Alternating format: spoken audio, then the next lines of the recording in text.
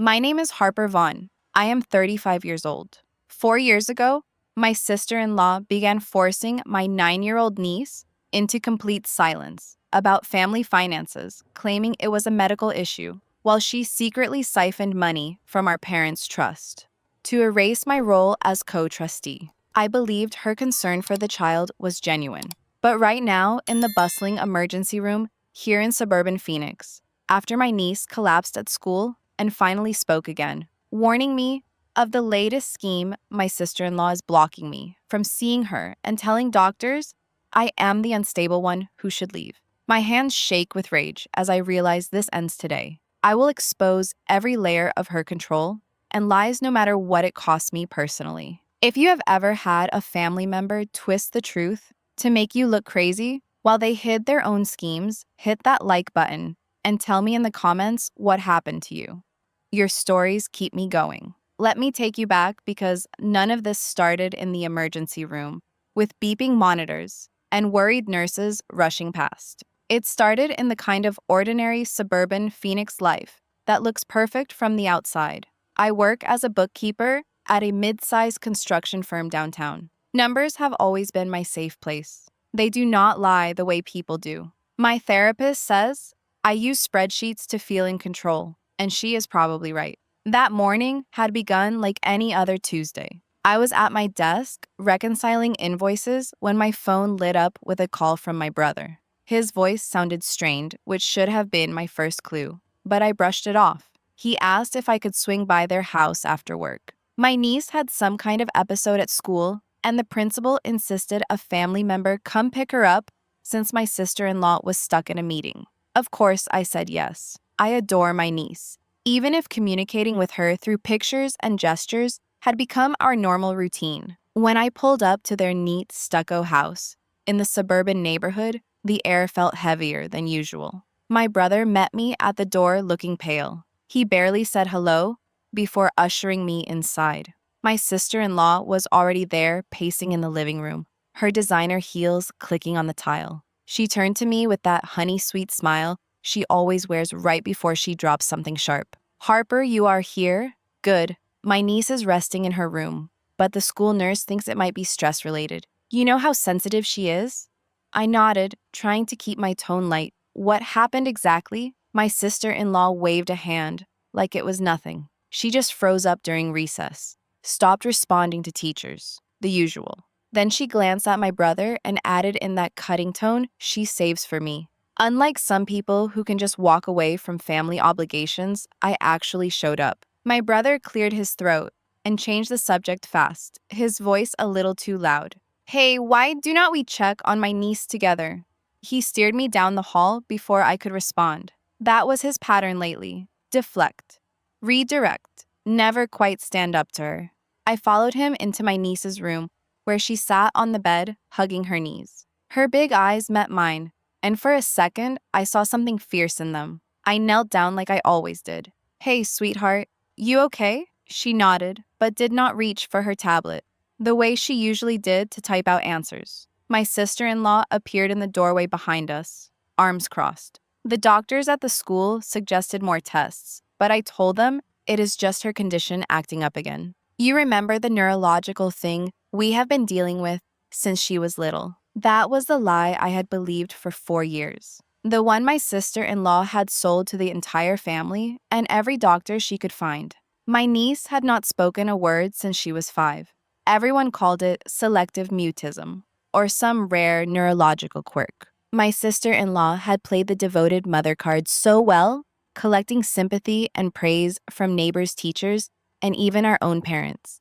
I never questioned it, because why would I? She was my brother's wife, family, the one who organized every holiday and made sure the trust my parents set up stayed balanced. At least that is what she told everyone. The trust held $1,400,000 from years of my parents' careful saving and life insurance after my father retired from his contracting business. My brother and I were supposed to be co-trustees, but my sister-in-law had quietly taken over most of the paperwork, claiming I was too busy with work to handle it properly. My niece reached for my hand and squeezed it hard. Her lips moved, but no sound came out at first. Then, in the quietest whisper, she said, "Auntie, do not let her give me any of the medicine she brought from home. It is not for my stomach. It is to keep me quiet longer." My blood turned to ice. I stared at her, unable to breathe.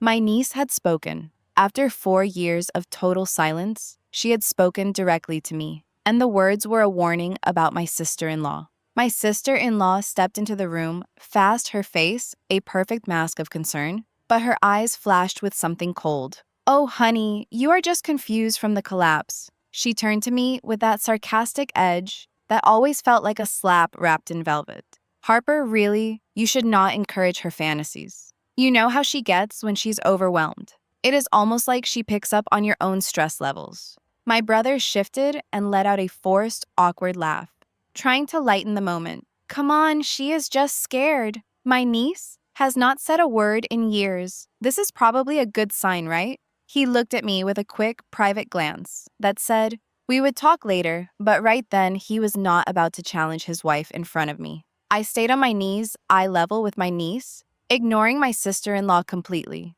"Sweetheart, tell me more." "What medicine?" My niece glanced at the doorway where my sister-in-law stood, then back at me, her voice still small, but steady now that the dam had broken. "Mommy said if I ever talked again, it would hurt you, Auntie. She said you would lose everything in the trust and it would be my fault." So I stopped for 4 whole years. But today at school, I heard her on the phone planning something with the new pills. She wants you out of the way so she can transfer more money before the next trustee meeting. The room tilted. 4 years of silence. 4 years of my niece carrying a burden no child should ever know. And it was all to protect me from my sister-in-law's schemes. My sister-in-law laughed, but it came out sharp and brittle. "This is ridiculous. My niece is clearly having some kind of episode. Harper, you are overreacting like always." She pulled out her phone like she was ready to call the doctor and paint me as the unstable aunt. My brother tried to step in with another deflection. "Maybe we should all calm down and get the full story from the school first." But his voice lacked conviction, and I could see the flicker of doubt in his eyes. He knew something was off. He always did. He just never pushed back hard enough. I stood up slowly, my heart pounding so loud I could hear it in my ears. "I want to see the medicine. Now." My sister-in-law crossed her arms, tighter, that sarcastic smile never leaving her face. "Oh, sure, because you are the expert on child health all of a sudden. You who barely visits and leaves the real parenting to me." The jab landed exactly where she meant it to. I felt the heat rise in my cheeks, but I did not back down. My niece slipped her hand into mine again and whispered loud enough for everyone to hear. "The bottle is in her purse, Auntie. Blue label. It is not the regular one. It is the one she practiced mixing last night when she thought I was asleep." My sister-in-law's mask slipped for just a second. Her eyes narrowed, and the contempt she usually hid behind sweetness flashed plain as day. "You ungrateful little girl. After everything I have done to protect this family." That was the moment the private coercion started to crack into something irreversible. My sister-in-law turned to me fully now, her voice low and vicious, laced with years of resentment. "You think you are so perfect, Harper. Always the reliable bookkeeper with her spreadsheets and her perfect little life.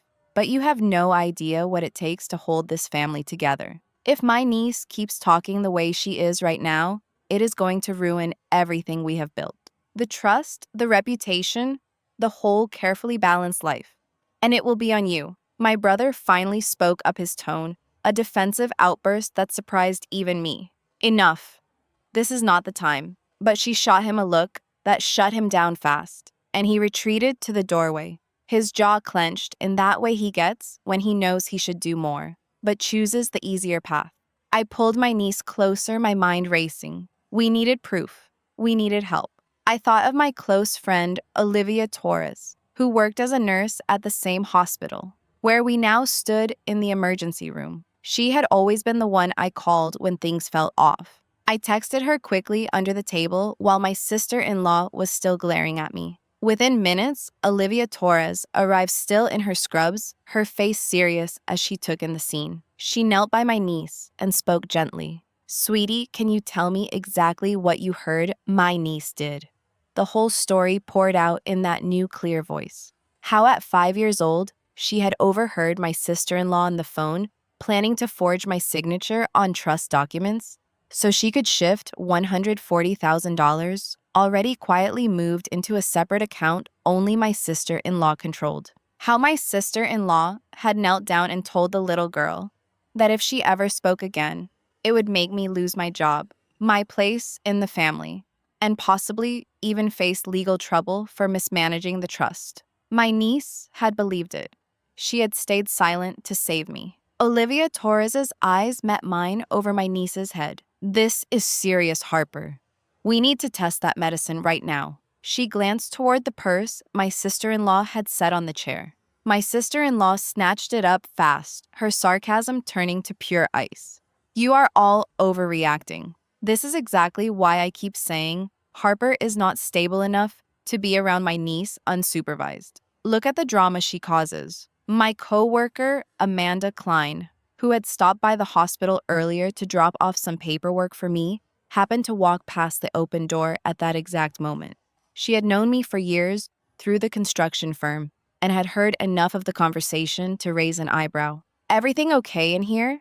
Her presence added another witness, and I felt a small shift in the power in the room. My sister-in-law noticed it too, and her voice dropped into that cutting, sarcastic tone again. Oh, wonderful, another one of Harper's little supporters. How convenient. The tension crackled like electricity. My niece whispered to me again, the words sending a fresh chill down my spine. There is more, Auntie.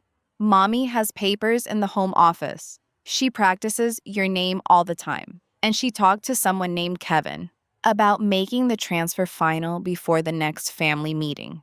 Kevin. My mind clicked.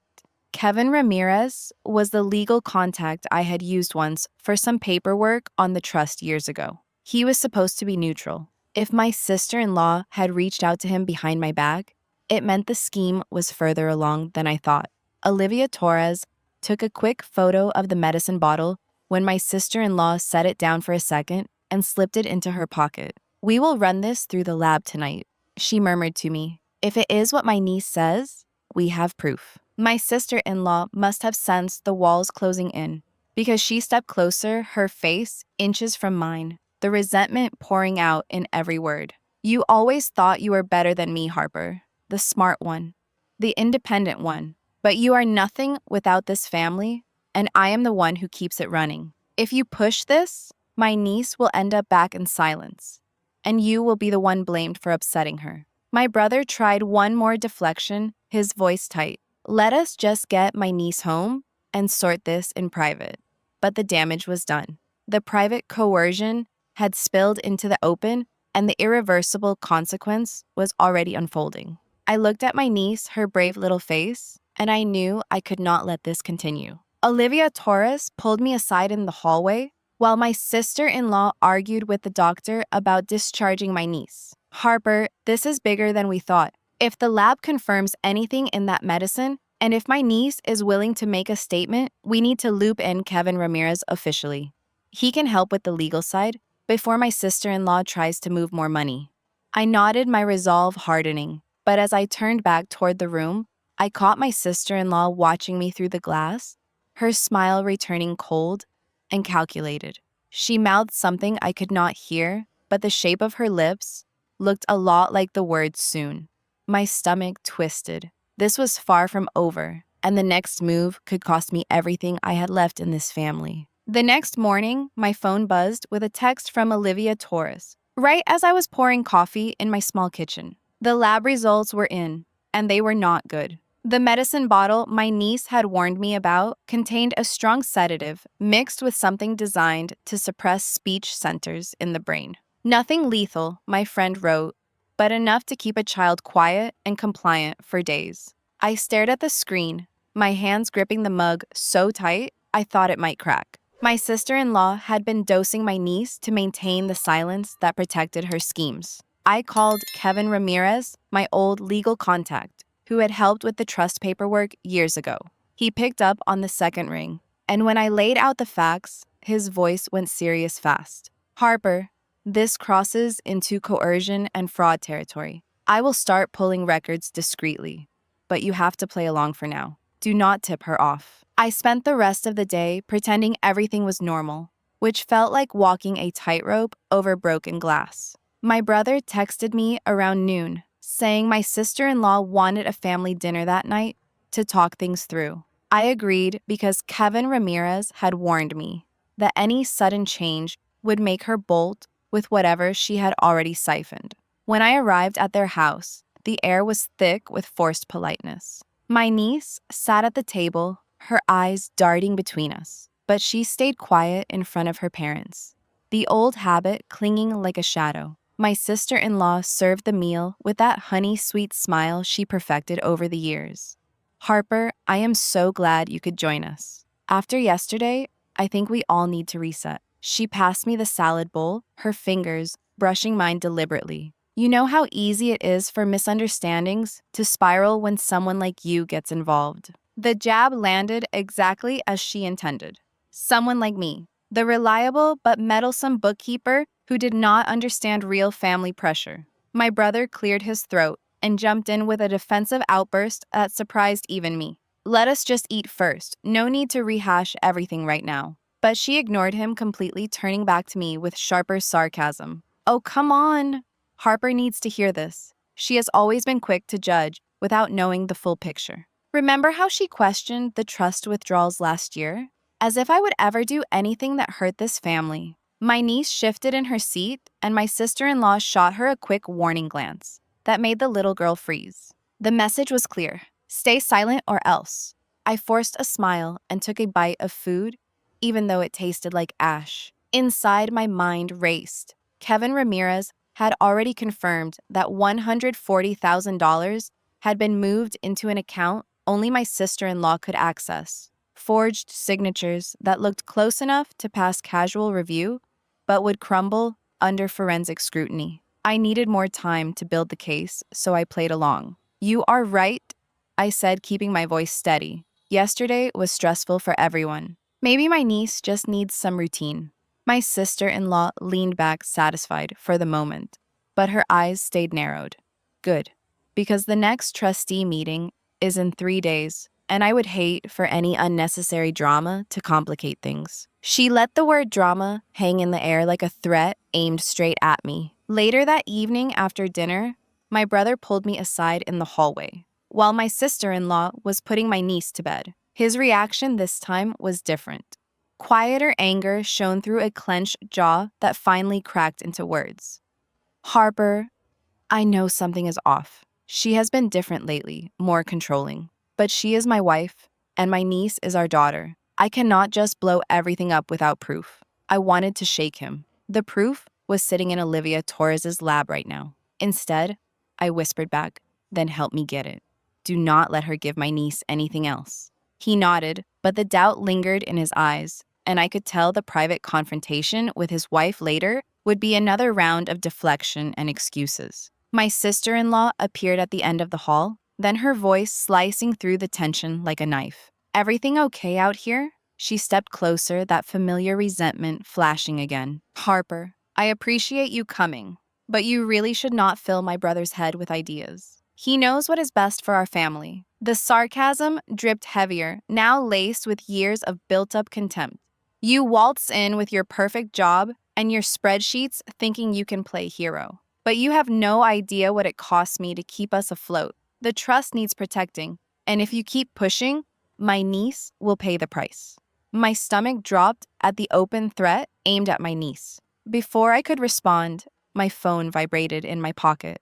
It was Amanda Klein, my co-worker from the construction firm who had witnessed part of the hospital scene. She had offered to quietly check some public records for me during her lunch break earlier. The text read, "Found something. Call me now." I excused myself to the bathroom, heart hammering, and dialed her back. Amanda Klein kept her voice low.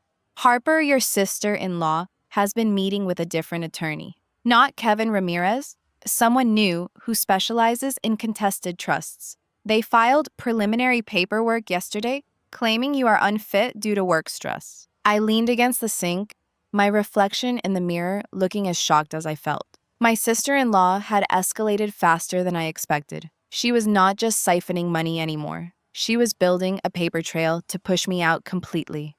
Amanda Klein continued, I have copies of the filings. We can use them, but you need to be careful. If she finds out, you know she might accelerate everything. I thanked her and hung up my mind, spinning with the new twist. When I stepped back into the living room, my sister-in-law was waiting with my niece beside her. The little girl looked pale, but her hand brushed mine in secret solidarity. My sister-in-law tilted her head, that cutting smile back in place. You look pale, Harper. Everything all right? Or is the stress of playing family savior finally catching up to you? I met her eyes, and for the first time, I did not flinch. We will see about that. The words slipped out before I could stop them, and her expression hardened into something truly vicious. She stepped closer, lowering her voice so only I could hear the next jab. Keep talking like that, and I will make sure my niece never speaks again. Not to you, not to anyone. The irreversible consequence of my small rebellion hung in the air between us. My brother walked in, then catching the tail end, and his face tightened with quiet frustration. He did not interrupt this time, but I could see the internal battle playing out. My niece tugged my sleeve and whispered so softly, only I heard. Auntie, there is one more thing. The new lawyer she mentioned. She said if the transfer goes through tomorrow, you lose everything. My blood ran cold. Tomorrow. The timeline had just shrunk to hours. I needed to move faster than my sister-in-law expected. As I left the house that night, pretending to head home, I glanced back and saw her watching from the window, her silhouette sharp against the light. She raised her phone like she was already making the next call, and my heart raced with the realization that the confrontation was barreling toward us, whether I was ready or not. One wrong step now, and my niece would pay the highest price, while my sister-in-law walked away with the trust, the reputation, and the control she had craved for years. The game had changed, and the next 24 hours would decide if I could stop her before it was too late. The next 24 hours would decide if I could stop her before it was too late. I barely slept that night, my mind replaying every sarcastic jab my sister-in-law had thrown at me, and the way my niece's small hand had squeezed mine like a lifeline.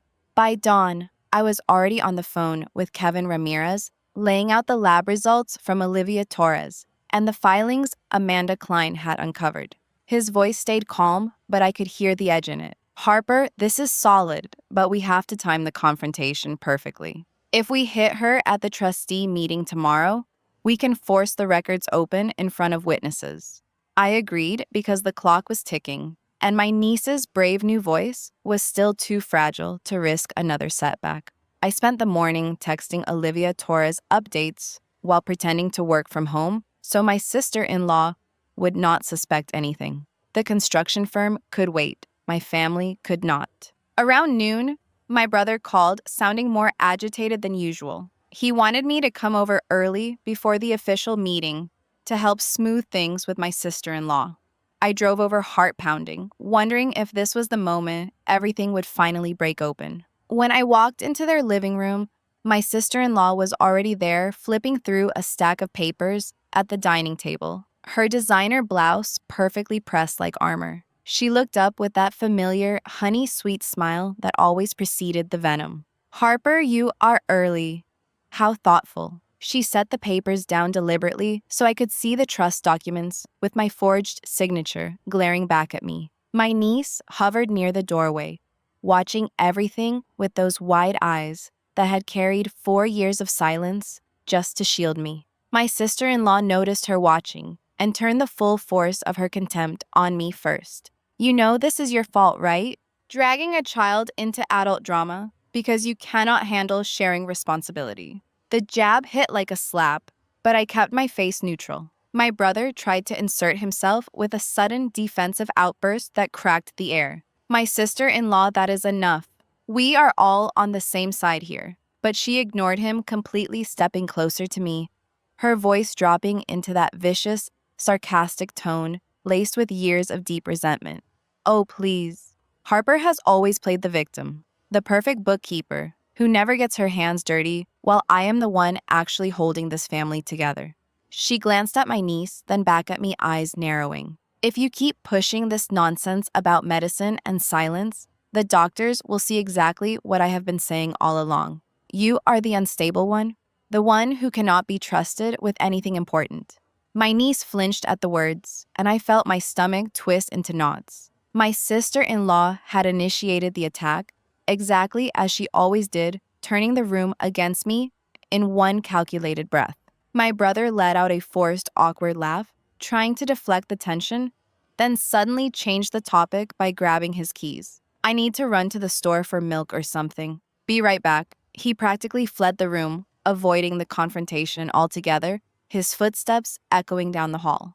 It was his newest way of coping, leaving the battlefield for me to navigate alone. My sister-in-law watched him go with a satisfied smirk, then turned back to me, the resentment pouring out unchecked. See, even he knows you are making this worse. 4 years I protected this family from your meddling, and now you want to ruin everything because some child decided to speak up at the worst possible time. She leaned in closer, her next words, a psychological stab straight to the soul. My niece was better off silent. At least then, she did not have to hear how her auntie is trying to destroy her own mother. My niece stepped forward, then her voice small but steady, breaking the silence she had kept for so long. Mommy, stop. Auntie Harper is not destroying anything. You are the one who made me promise not to talk. The room went dead quiet. My sister-in-law's face twisted for a split second, the mask shattering into raw, ugly fury before she smoothed it back into place. This is exactly what I warned you about, Harper. You are turning my daughter against me.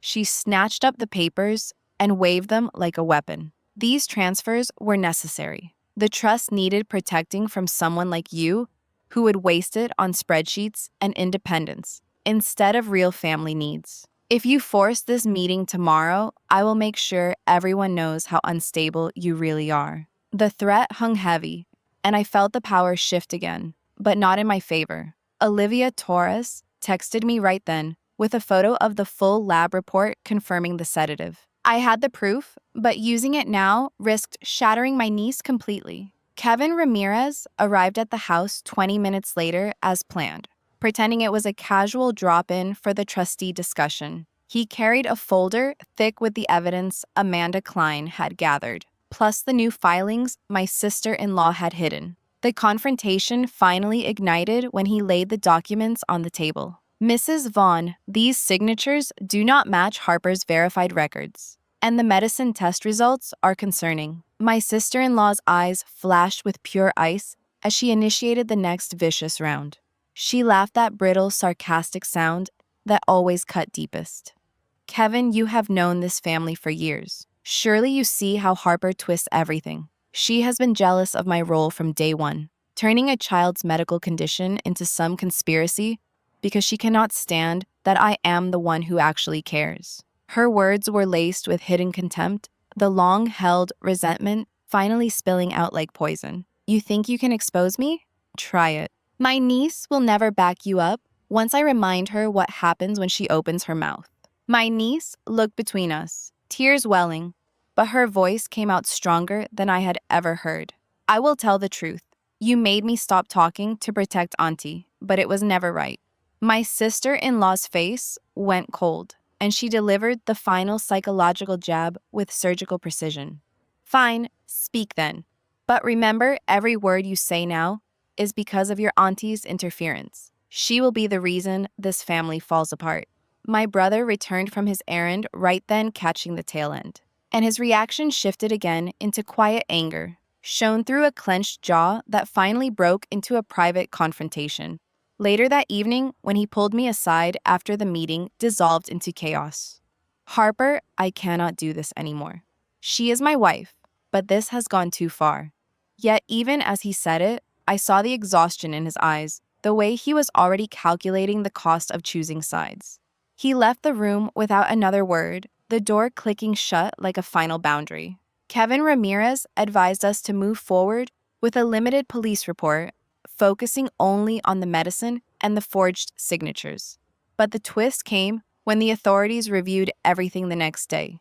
My sister-in-law had anticipated the move. She had already contacted a different attorney who painted my niece's sudden speech as trauma induced by me and produced doctored medical notes claiming I had been pressuring the child for months. The evidence held, but the damage was done. My niece's therapist warned that a full trial would re-traumatize her after 4 years of fear. I sat in the lawyer's office, staring at the papers, my hands shaking as the reality sank in. To protect my niece's fragile recovery, I had to make the painful choice. I dropped the fraud charges against the larger transfers and accepted only a temporary supervision order for my niece. The trust stayed partially under my sister-in-law's influence, with $140,000 never fully recovered. She walked away with most of her reputation intact and a warning that felt more like a slap than justice. My brother chose to stay silent in the end, signing papers that kept the family intact on the surface, while privately admitting to me in one last quiet conversation that he regretted not speaking up sooner. My niece came to live with me for 3 months under the order, but the court eventually returned her home once my sister-in-law completed mandated counseling. I lost the daily connection with my niece, the easy trust we had rebuilt, and any real say in the family finances. The isolation settled in heavy and quiet. I still see my niece on weekends, but the sparkle in her voice dims whenever we talk about home. My sister-in-law never apologized. She simply moved on with that same cutting smile, sending occasional texts laced with sarcasm about how some people never learn to let go. I chose my niece's peace over total victory, and the cost was higher than I ever imagined. Sometimes protecting the people you love means walking away with empty hands and a heart that still aches in the quiet moments. This story still hurts to tell because I never thought my own sister-in-law would weaponize a child's silence to control everything I held dear. In the end, I gained a small measure of truth, but lost the family I thought I could save. Choosing myself and my niece's future meant accepting that some battles leave you standing alone.